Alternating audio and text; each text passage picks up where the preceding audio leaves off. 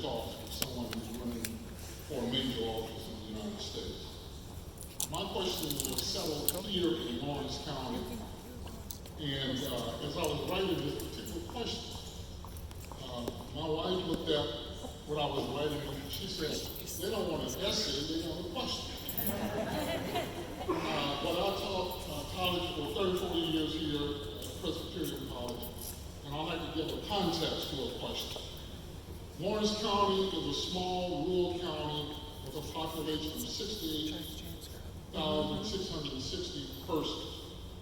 Like many nearby counties, including Union, Newberry, and Saluda, Lawrence County has not fully recovered from the loss of textile mill jobs that accompanied outsourcing and mill closures from the 1960s through 2001.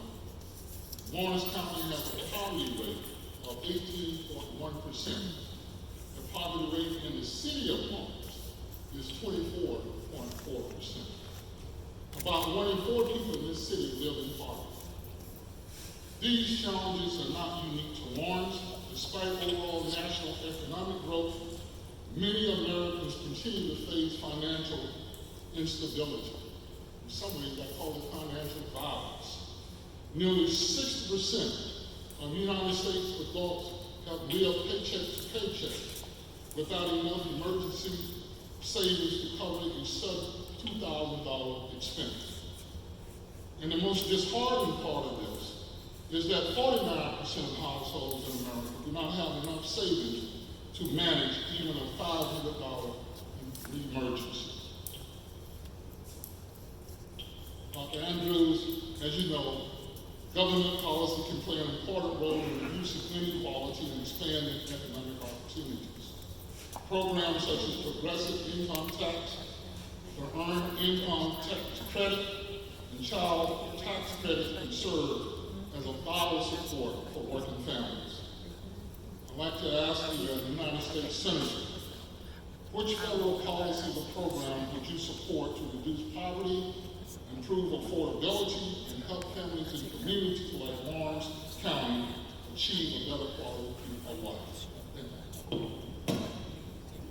Thank you so much for that question and for really outlining the depth and breadth of the problem and challenges that Lawrence County is facing and so many folks in South Carolina are facing.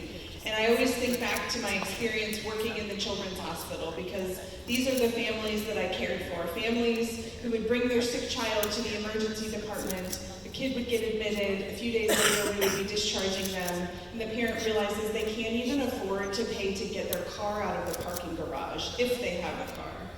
So many families are just one minor problem away from complete financial ruin. I know as a pediatrician that when a child is in the classroom with a rumbly, hungry belly, or falling asleep at night with a hungry belly, or hearing gunshots on their street, that those children cannot learn. And I think it's important to point out that we are in a state that has been under Republican rule for a very long time. Yet here we have so many problems that only seem to be getting worse. You'll hear from Republican candidates this election cycle that it's Democrats' fault that we have these problems. Well, I'd like to understand how that could be if Republicans have been in charge of this state for so long.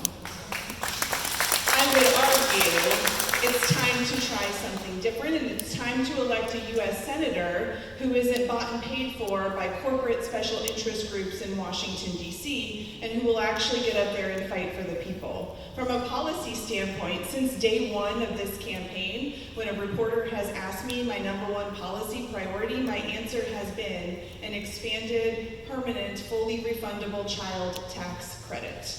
When we had this during COVID, it's now expired. When we had this, it lifted millions of American children and their families out of poverty. Families could now afford to pay their electric bill and put food on the table, or put gas in the tank, or make their rent payment. But unfortunately, that expanded tax credit expired. And recently, as less than a year ago, under this current Trump administration, it came up for a vote in the Senate, and Republican senators voted it down. I think it's a moral stain on this country that we don't have broad bipartisan support for something as simple as expanded permanent child tax credit to help families with young children who are just struggling to make ends meet.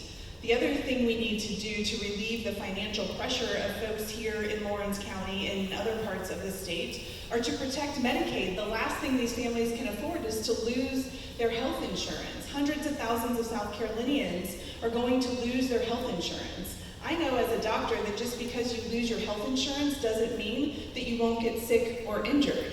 These families will be faced with a sick child or a sick grandparent and have nowhere to go for health care. These patients will continue to get sicker, and the families will eventually show up at the one place that thankfully is legally required to provide health care, and that is our state's emergency departments. So these uninsured families will show up with a sick child or a sick elderly member to an understaffed emergency department, and they're sicker than they needed to be, but they stayed home because they didn't have health insurance. So we've got to stop the impending Medicaid budget cuts. We also have to protect Medicare. We need to elect leaders who won't use SNAP or food stamps as a political negotiating tool and understand that it's never okay to take food away from hungry people. And then we have to get serious about what it will take to revitalize communities like Lawrence, about bringing good-paying jobs here. And I gotta tell you, those good-paying jobs are not gonna come from these data centers that Republicans seem so intent on bringing to our communities. If we want to attract business to places like Lawrence, we have to do things like repair our crumbling infrastructure and build higher quality public schools. And then the jobs will come. But right now, we have Republican leaders in Columbia and in Washington, D.C. who care about people last and care about corporations first. And that's why we need a fighter in Washington, D.C. And that's what you will get in me.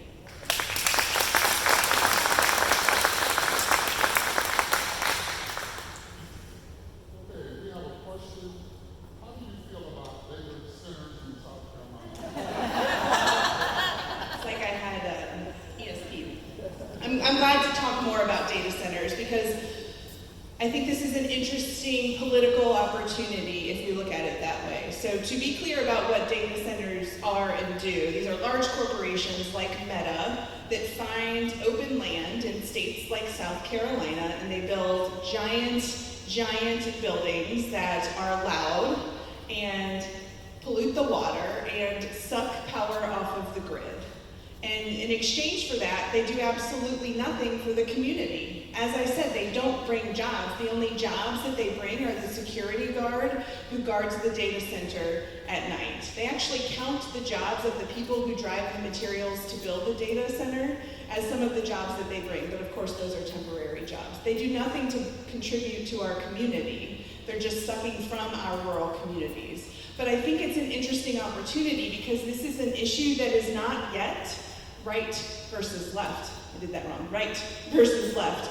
This is an issue that is top versus bottom. This is an issue that is corporations against people in rural communities. And so because of that, we have an opportunity as Americans to remember there is more that unites us than divides us. And we can join together with our Republican neighbors, our independent neighbors, and fight back as a community against these corporations who are trying to take advantage of our communities. And that may be the thing that helps us finally find each other again and work together as Americans in common interests against these corporate powers that are trying to disrupt our rural communities. So I'm excited about the possibility. We've seen it happen in Spartanburg, where Republicans and Democrats alike together fought back against the building of a data center. We can do that here. We can do that all across the state. We have to put our partisanship aside and just fight what's best for our communities. And I gotta tell you, it's not data centers.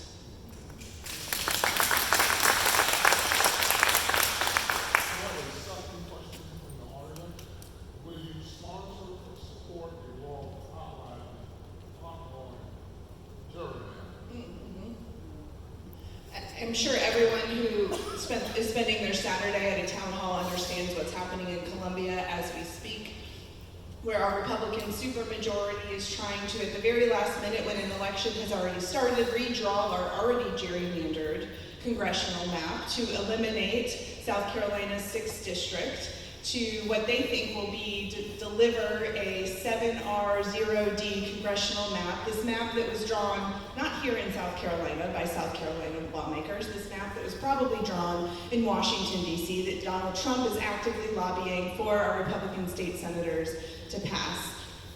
This is systemic voter disenfranchisement. They are trying to silence the voices of Black South Carolinians, period. There is no way to say anything else about what they are doing. It is egregious and it is so blatant. The reason they're doing it is because they know they have no legislative accomplishments to run on. Because as we just outlined all the problems that Lawrence County is facing, they haven't done anything to solve these problems. We live in a state with crumbling infrastructure, with failing public school system.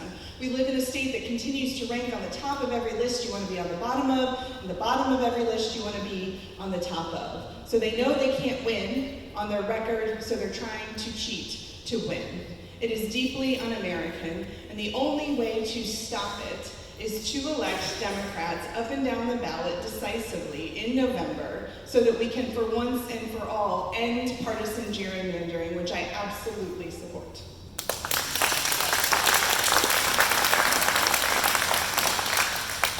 I have another question from the audience. By the way, you all print very well. How did we have a conversation with a voter who does not support Graham, but said they would not vote for a Democrat? I think that's a really important question. It's a question that our team talks about every single day because we find ourselves in this wildly politicized moment in American history where everyone is in their partisan corners. I have talked to many people who say, I don't like Senator Graham, but I can't imagine voting for a Democrat because of what they think a Democrat represents. And what I need you to say to those people who no longer like Lindsey Graham, really no longer identify with what the Republican Party has become, is first, we're not asking them to leave their party. They don't need to come sign in blood that they're going to vote for Democrats for the rest of their life. What they need to do is use their vote to tell the Republican Party that they're not happy with where they have gone. And the only way to get a functional Republican Party back is for them to lose where they currently are.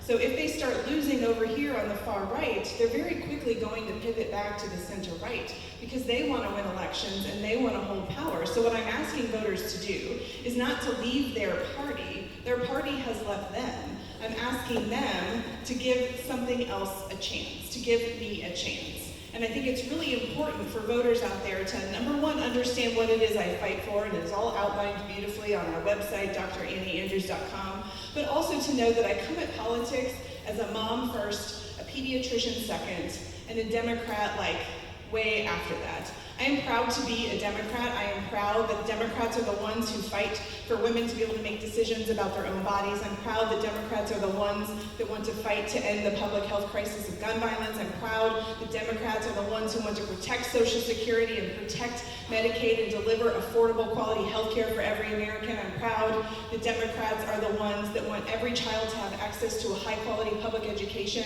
But to me, politics is not about what kind of Democrat I am. It's about me being a pragmatic problem solver who understands that Republicans have failed the kids and families in this state, and it's time for us to try something else. And when I get to Washington, D.C., I'm not beholden to any party bosses. I will be up there on your behalf. I will work with anyone who's willing to work with me to solve the problems of South Carolinians. When I walk into a hospital room of a sick child, often these are very complicated problems to solve. Often I need to ask for help. I need to call my pediatric surgery colleague or my pediatric cardiology colleague. And it doesn't matter if I like those people or if we have anything in common, I call them because I know they can help me solve the problem in front of me. And that's exactly the approach I will take to Washington, D.C. I'll work with anyone who's willing to work with me to solve the problems of the people in front of me, the people who elected me. And then finally, I will say, every single state gets 2 senators. South Carolina is currently wasting 1 whole Senate seat on someone who wakes up every day and thinks about everything but South Carolina. We deserve a senator who wakes up every day thinking about and fighting for South Carolina.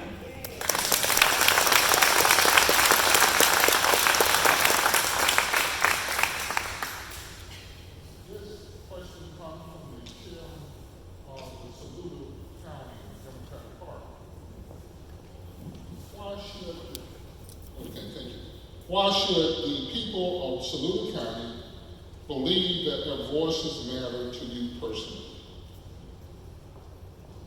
I hope I've already conveyed some of this, that, I'm fighting for you. I'm fighting for the people of South Carolina. I'm fighting for the kids and families and everyone who's struggling to make ends meet, everyone who feels left behind by their state representatives, their state senators, and their representation in Washington, D.C. I've been on the campaign trail for almost 12 months now. I've been to nearly every county. I will make it my absolute promise to you that I will be in every county once we shift into the general election phase of this election cycle. And when I get asked questions like, how do we know you're not just gonna go to Washington, D.C. and sell out like everybody else? How do we know you're not just gonna disappear and be a new D.C. swamp creature? Well, a few things about that. Number one, if I could be bought, I wouldn't be a pediatrician. I'd be some other fancier kind of doctor, like an anesthesiologist or an eye surgeon or something.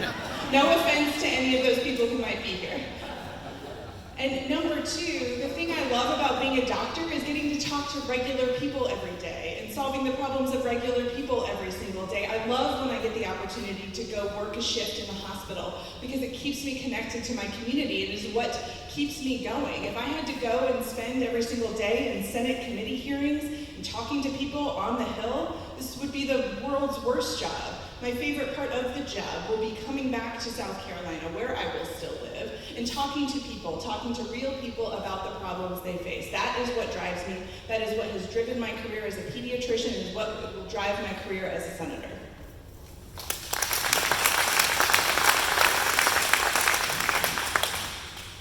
This will be the last question, and after this question, which we are ready, you all can remain here. You can have photos with Dr. Andrews, and you can talk to her personally. This question asks, how can we best help your campaign? Love this question. Well, first of all, thank you so much for showing up here today, for caring enough to take time out of your busy lives, for driving in the rain to be here. It really means the world to me. And I gotta tell you, this is a really hard job to be a candidate for statewide office.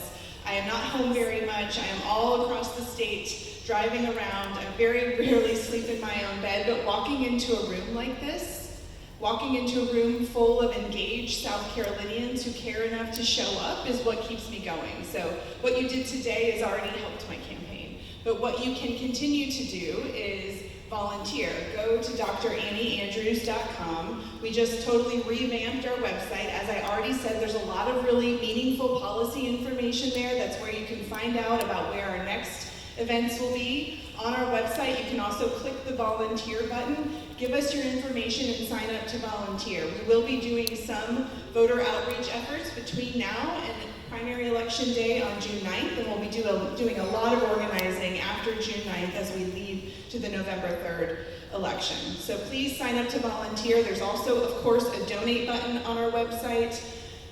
People ask me a lot, are National Democrats going to come down and help you? Are they going to get involved in this race? Do they see the path to victory? And the number one thing that they measure when they're trying to decide the viability of a campaign, the number one thing they look at when they're trying to decide, hey, could South Carolina really be part of expanding the map in 2026? Could South Carolina really be part of this big blue wave? They're looking at my fundraising numbers. I spend a lot of hours on the phone fundraising. It is the most important thing that drives this campaign. $5 a month donations are the fuel behind this movement. So please, please give what you can. And then do not underestimate the power of your own network. Go home and talk to people who didn't come today. Text 10 people, email 10 people, tell them that you came, tell them that you heard from me, tell them why you believe in me and why you believe that we can win. And when people start hearing it from people they already trust, people who are in their lives, that is really how we really start to build a statewide movement that it will take to defeat Lindsey Graham. And then, I've already mentioned this, but as you all know, I am sure, the primary election starts on Monday or Tuesday, because Monday is Memorial Day. It starts on Tuesday. Early voting starts on May 26th.